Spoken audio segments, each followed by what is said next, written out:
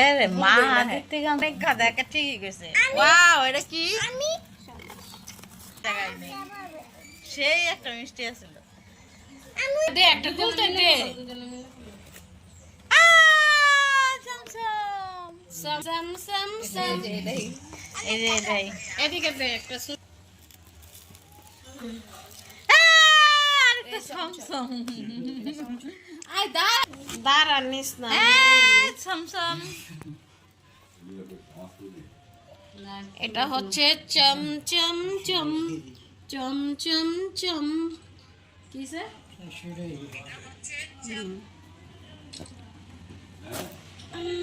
এটা কি মিষ্টি?